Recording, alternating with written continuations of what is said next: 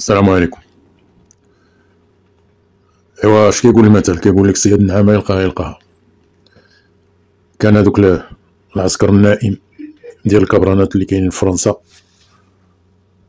وبرعايه الكبرانات بيان سور، هذاك الشيء ما منوش، وجالسين كيتحرشوا بدوك المعارضين اللي في الخارج، اللي منهم ناس فرنسا، وكيهددوهم وزغبهم الله. مشاو لشوقي بن زهره. شوقي بن زهره تحرك لأنه خايف على حياته، سي نورمال. تحرك وهو يعلم السلطات الفرنسية، وعطاهم دي فيديو، عطاهم الأسماء ديال الناس اللي كاينين. فعلا هادوك داروا التحقيقات ديالهم، لقاو بأن داك الشيء هو هذاك. ايوا دابا هذا العسكر النائم وبشهادة الإذاعة الجزائرية هي اللي قالت هما هادوك سو سون دي امباسادور دو لالجيري اون فرانس. على كل حال، وكاينين اللي اعترفوا بفمهم بأنهم جنود نائمون. نهار اللي يقول لهم العسكر ديالهم يتحركوا، وفعلا راه بداو تيتحركوا، ولكن معهم طاحوا مع شوقي بن زهره. نسمعوا شوقي بن زهره اشنو كيقول في واحد القناه الفرنسيه. On en parle avec vous, Chokhi Benzera. Bonjour, merci beaucoup.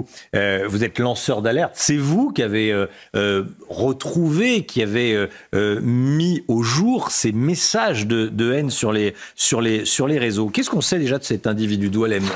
Présentez-le nous à nouveau.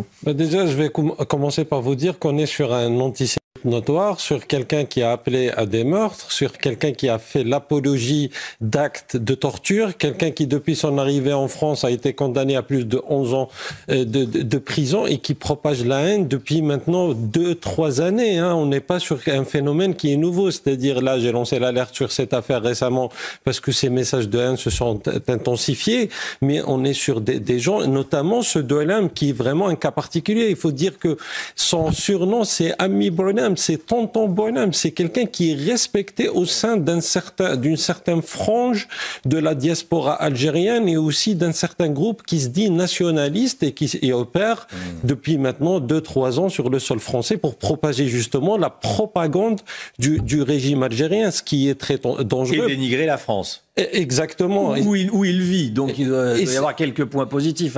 Et c'est le paradoxe, ouais. C'est-à-dire ces gens qui sont sur le sol français, qui profitent aussi du système français et qui se disent, leur mot d'ordre c'est de dire on déteste cette France qui a fait telle et telle chose par rapport à l'histoire, par rapport au passé colonial, mais il faut se dire aussi que derrière tout ça, il y a un régime qui instrumentalise certaines questions. Le régime algérien. Voilà, le régime algérien qui entrame malheureusement, chose encore plus dangereuse, d'essayer d'utiliser la diaspora algérienne en France comme une arme à braquer contre la France dans le cadre de cette problématique diplomatique entre les deux pays. On est sur une crise inédite depuis 62. Ça n'a jamais été aussi grave. C'est vrai. Quelle est son influence réelle et l'influence réelle de ces influenceurs, entre guillemets, de ces agents du régime algérien? Déjà, il faut faire la distinction entre peut-être les premiers, les Azou Youssef, où c'est sur des profils un petit peu de jeunes qui ont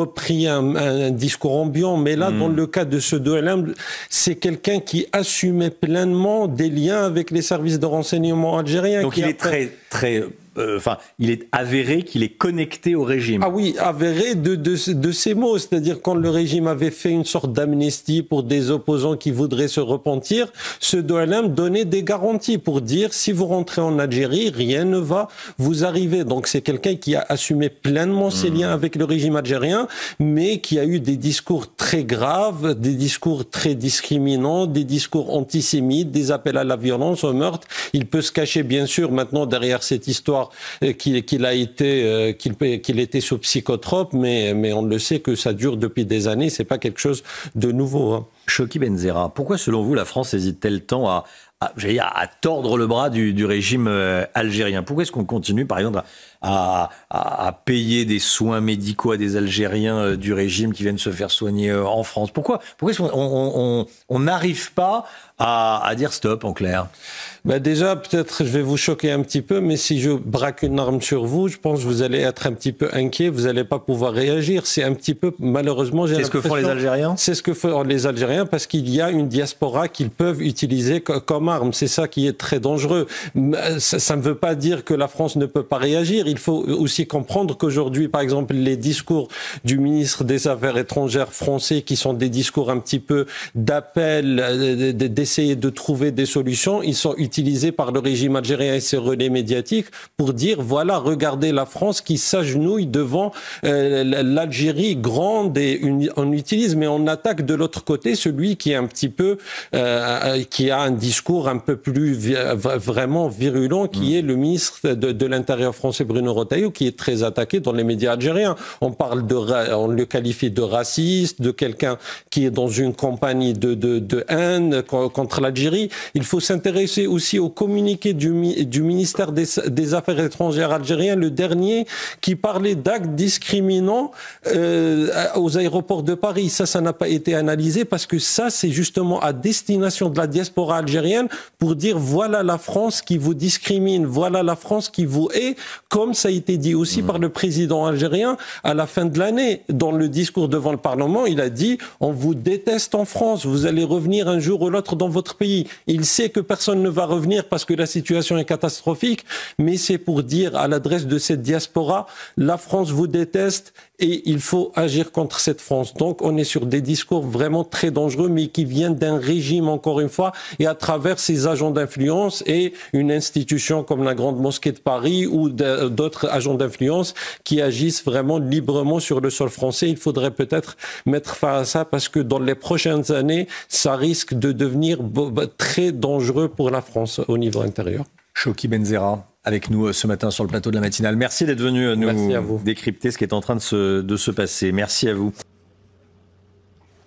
فعلا صيادنا ما يلقاها كانوا ناعسين ساعة الأحلام ديالهم مزعجة وفاقوا قبل ما يكملوا الحلم ديالهم وطاحوا في شوقي بن زهراء اللي فضحهم واللي عطاهم داك الشيء علاش تيقلبوا وهذاك هو الجزاء ديالهم والسلام عليكم وعبر عليهم شوقي بن زهراء.